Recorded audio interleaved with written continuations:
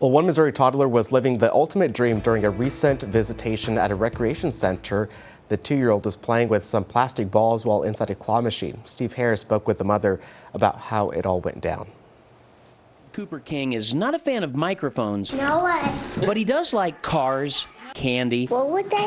and plastic balls. The kind you find in this claw machine. Anyone knew my son Cooper, they would totally understand that he would do something like this. So over the weekend, Cooper's family came to Webster Groves to the soccer dome to watch his brother play soccer. I literally glanced over there. He was pretend playing with the claw machine. But it wasn't a soccer ball Cooper was interested in. I looked away for, I would say, maybe 15 seconds. Then she heard somebody yell, They were just like, Cooper, your son is in the claw machine.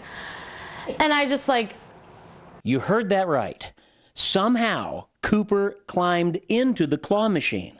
And he was having the time of his life." he's laughing, throwing balls everywhere. Once Meg realized that Cooper was okay, better than okay, actually, the question became how to get him out. We were like, Cooper, try and go back down. And he was just like shaking his head. They called 911. Webster Groves Fire Department and police officer showed up within 5 minutes. They were, laughing. They were like, can we take a picture? I'm like, yes, of course. I've already sent this to my friends, my family. But eventually someone from the vending company showed up with a key and freed Cooper from his private playground.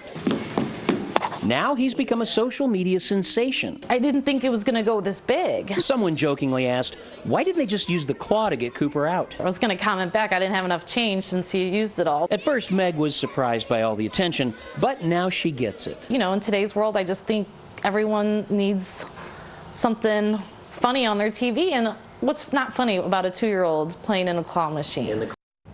That was my first question too. Why not use the little claw? Right, probably a little heavy. Right. Probably a little heavy. Imagine that's if hilarious. if they didn't have the key to open the door up.